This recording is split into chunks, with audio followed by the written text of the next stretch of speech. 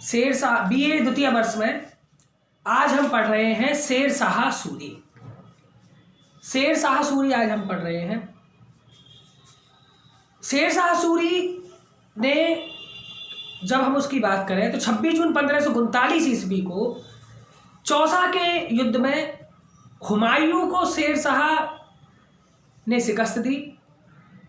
शेरशाह सूरी विजयी हुआ, हुमायूं पराजित हुआ। 1540 में हुमायूं कन्नौज के निकट फिर से शेरशाह से पराजित हुआ और इस पराजय के परिणाम स्वरूप दिल्ली और आगरा पर उसने अपना अधिकार स्थापित कर लिया। 1540 में शेरशाह सूरी हिंदुस्तान का बादशाह बना। शेरशाह सूरी जाना जाता है अपनी प्रशासनिक व्यवस्था के रूप में और आज हम पढ़ रहे हैं प्रशासक के रूप में शेरशाह सूरी का मूल्यांकन। यही हमारा क्वेश्चन है कि प्रशासक के रूप में शेरशाह सूरी का मूल्यांकन कीजिए। तो शेरशाह सूरी का एक प्रशासक के रूप में शेरशाह सूरी एक उच्च कोटि का सफल प्रबंधक था। उसने 5 वर्ष की अल्पावधि में सैनिक तथा असैनिक दोनों ही प्रकार के महत्वपूर्ण सुधार किए और अपनी अद्भुत प्रशासनिक प्रतिभा का परिचय दिया। उसने शासन तंत्र में नए प्रयोग किए और अपनी प्रजा के लिए अनेक कदम उठाए। अब सबसे पहले आती है उसकी केंद्रीय शासन प्रबंध। शेरशाह सूरी अपने साम्राज्य का सर्वोच्च अधिकारी था। समस्त सैनिक और नागरिक शक्तियां उसके हाथों में केंद्रित थी। मंत्री, न्यायाधीश और इसके अलावा सेनापति आदि की नियुक्ति करना और उनको बर्खास्त करना यह शेरशाह के हाथों में था। वह एक प्रजावत्सल शासक था और अपनी प्रजा की भलाई के लिए हमेशा ही प्रयत्नशील रहता था। अब आता है शेरशाह सूरी का मंत्रिमंडल। मंत्रिमंडल शेरशाह ने शासन की सुविधा के लिए कई केंद्रीय विभाग स्थापित किए, जिनमें सबसे पहले आता है दीवाने वजारत। इस विभाग का जो मंत्री था वह वजीर कहलाता था और राज्य की आय व्यय का प्रबंध करता था। दूसरे नंबर पे आता है दीवाने आरिज। इस विभाग का जो मंत्री होता था वो होता था सेना मंत्री और सेना की भर्ती करना, अनुशासन और संगठन की देखभाल करना उसका कार्य था। तीसरे नंबर पे आता है दीवाने रसालत। इस विभाग का मंत्री विदेश मंत्री होता था, विदेश मंत्री के समान होता था। अन्य देशों में राजदूत भेजने और अन्य देशों के राजदूतों के आगमन पर उनका स्वागत करने का जो कार्य होता था वह दीवाने रसालत के पास होता था। चौथा है दीवाने इंसाफ। इस विभाग का मंत्री का काम सम्राट की आज्ञाओं का पालन करना होता था। इसके बाद है दीवाने कजा। इस विभाग का मंत्री मुख्य काजी होता था। और इसके बाद है दीवाने वरीद। इस विभाग का मंत्री गुप्तचरों का मुखिया होता था। तो ये थे केंद्रीय शासन प्रबंध के बाद उसका शेरशाह सूरी का मंत्रिमंडल। अब आता है प्रांतीय शासन। केंद्रीय शासन के बाद प्रांतीय शासन। डॉक्टर कानूनगो के अनुसार शेरशाह के शासन की सबसे बड़ी जो इकाई थी वह थी सरकार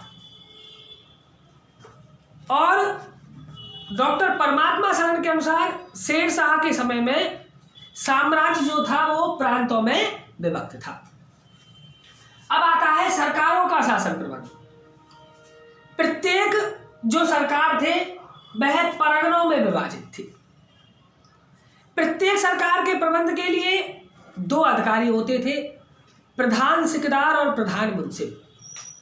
प्रधान सिकदार जो था वह सरकार में शांति और व्यवस्था बनाए रखता था और प्रधान मुंसिफ दीवानी मुकदमों का निर्णय करता था और लगान संबंधी कर्मचारियों की निगरानी करता था। इसके बाद जो प्रांतीय शासन था इसके बाद थी सरकार विभक्त थे परगनों में।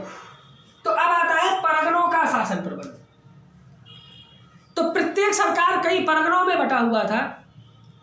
प्रत्येक परगने के प्रबंध के लिए एक सिकदार एक मुंसिफ, एक अमीन, एक खजांची और 2 क्लर्क होते थे।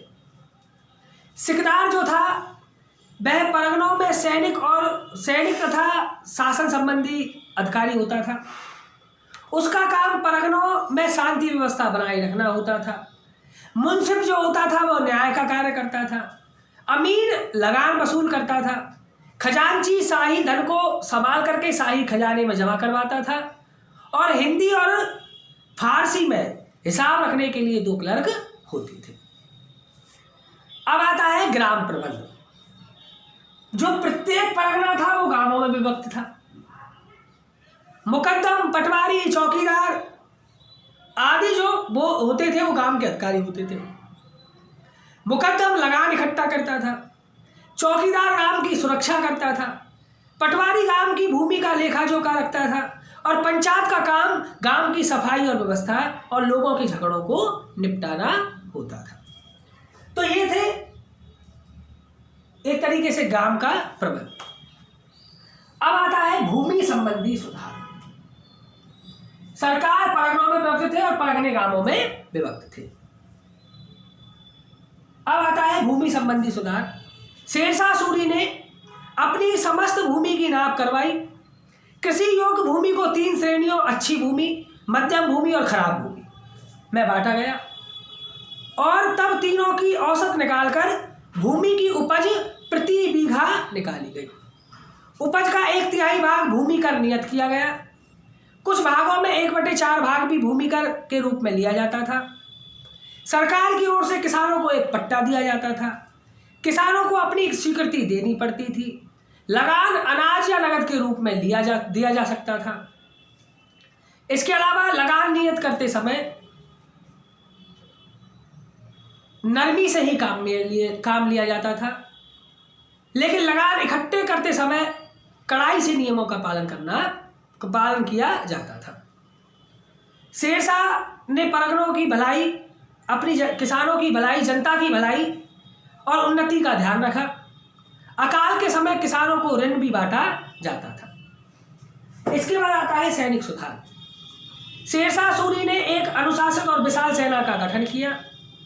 उसने राजधानी दिल्ली में एक स्थायी सेना रखी जिसमें 1.5 लाख घुड़सवार, 25,000 पैदल और 500 हाथी थे। इसके अलावा दुर्गों और छावनियों में भी सैनिकों की व्यवस्था की जाती थी। वह सैनिकों की भर्ती करता था। सैनिकों को नगद वेतन दिया जाता था। सैन्य व्यवस्था में भ्रष्टाचार को दूर करने के लिए शेरशाह ने सैनिकों का हुलिया नोट करने की और घोड़ा दागने की प्रथा प्रचलित की। उसकी भी प्रथा थी। वहाँ पे सैनिकों का हुलिया लिखने की और घोड़ों को दागने की। सैनिकों को योग्यता के आधार पर भर्ती किया जाता था। अब आता है पुलिस प्रबंध। पुलिस का जो प्रबंध था वह उत्तम कोटि का था। विभिन्न क्षेत्रों के अधिकारियों का कर्तव्य था कि वे अपराधियों का पता लगाएं, हत्या, और इसके अलावा पुलिस व्यवस्था इतनी सख्त थी कि जिसकी वजह से अपराधियों का आतंक समाप्त हो गया था।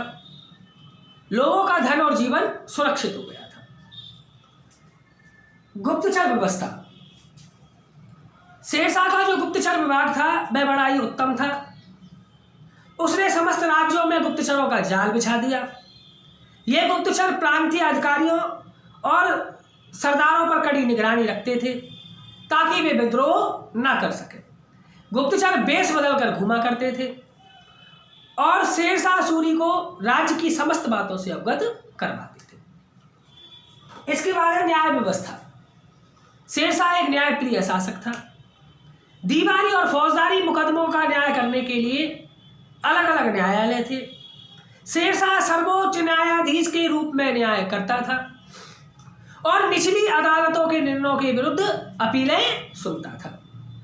शेरशाह का ही निर्णय अंतिम माना जाता था।